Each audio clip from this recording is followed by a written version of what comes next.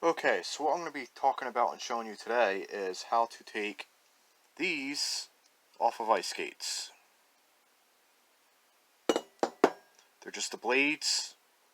They're dull, got little points, but very fun and useful.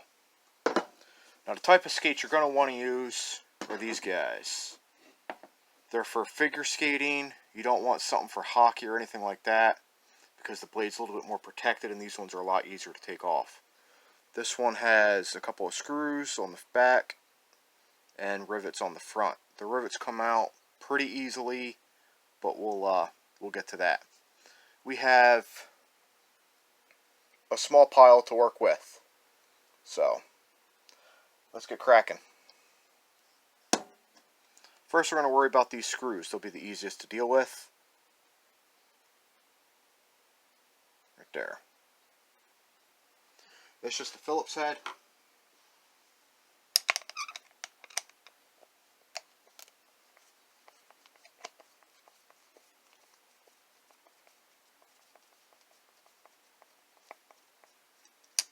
And they're not very long or hard to take out.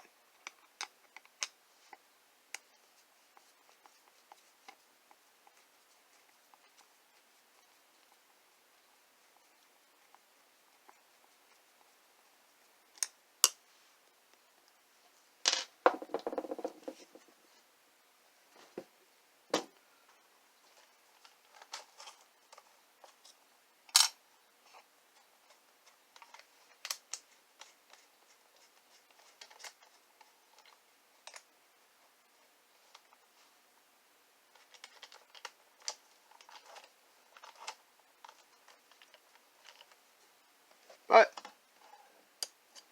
power drills make things go quicker.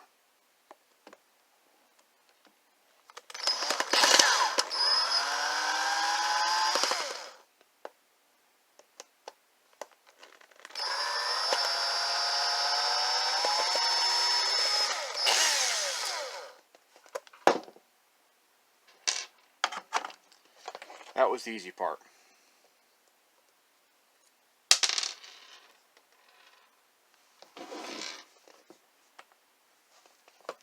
Next, we're going to worry about these rivets here. There's 6 of them.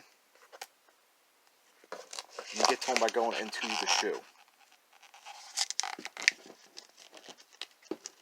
I found a couple ways of doing this. Easiest to just take the sole out. Now see, if you look, that's already coming off. So that's good.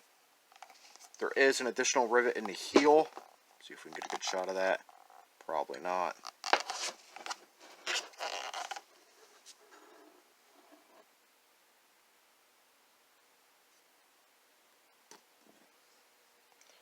But that right there is what I'm talking about for the rivets. There's the one in the heel. We're not going to take that one out because we don't have to. And that's what we're working with on the inside. Now to remove that, you're going to need a power drill.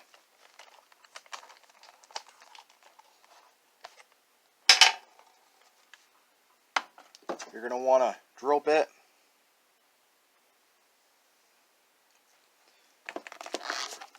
It's going to tear up where those rivets are connected.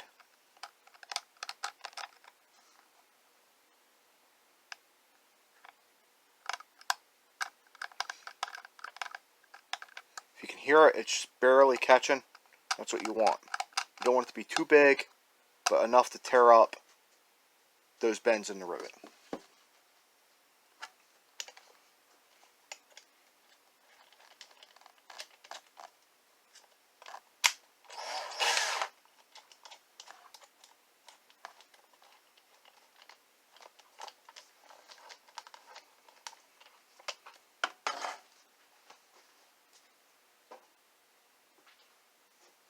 Now, even though it is cheap metal, you still don't want to be drilling against any kind of metal really without lubrication. I'm going to take a little bit of oil and just drip it onto the rivets.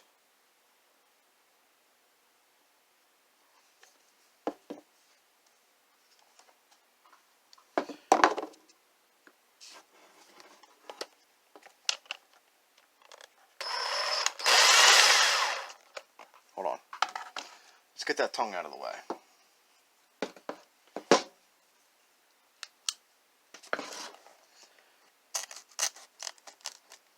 There are parts of the shoe that are getting in your way, they're going to be trash. I find a good pair of tin snips will cut just about anything. So I keep them in my butcher kit.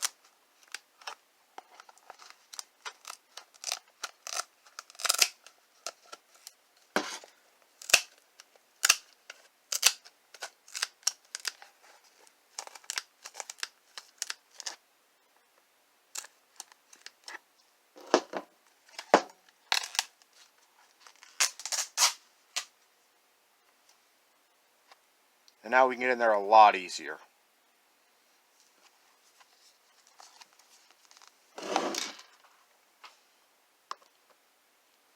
You're going to want to put that right there in the middle.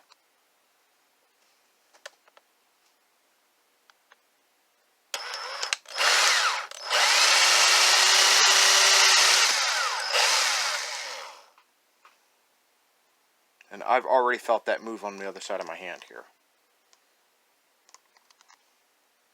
It's best if you do this in a vise, but I'm not using my vise right now, so we'll just try it this way.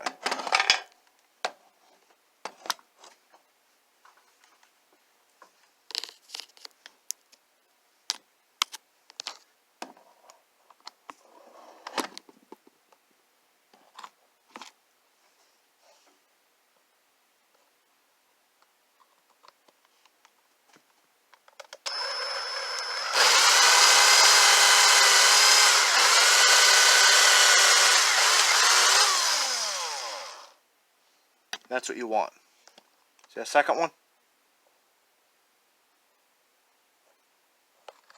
You got like a little flower pattern here. That one doesn't have it. That one's ready to come out.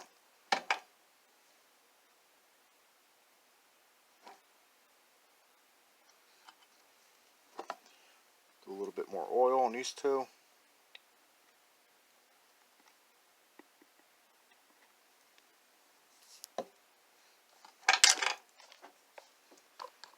I mean, oil is cheaper.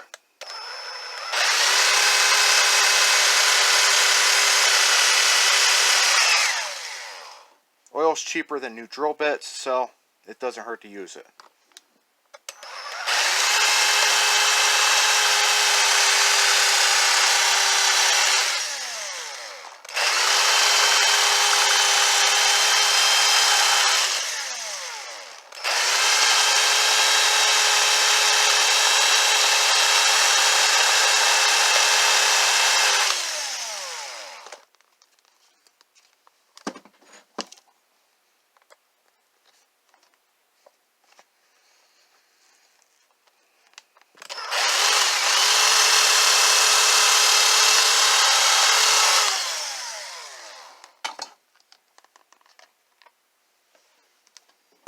Now we get the universal pry bar, a flathead screwdriver.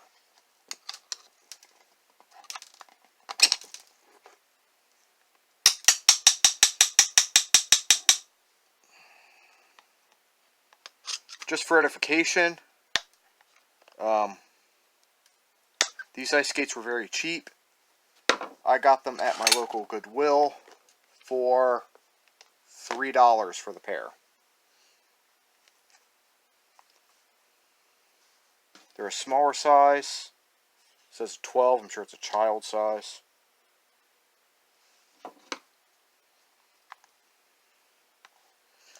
I like getting my supplies at the Goodwill because not only is it cheap, but I don't feel as though I'm destroying something that someone else could be using. Because whoever had these before me obviously didn't want them, even though they're brand freaking new. People who generally shop at the Goodwill, no offense to them people, because I am one of them, don't normally go figure skating. And on top of all that, they had the chance to buy it and use it for its own good. Trust me, they were collecting dust.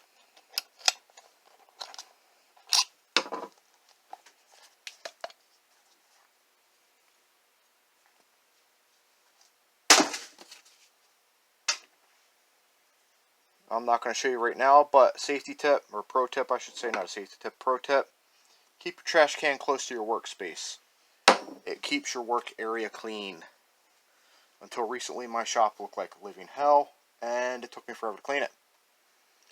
Also get an old shirt or a rag, something that you don't mind using to clean up your work surface. I prefer to use work shirts from companies I no longer work for.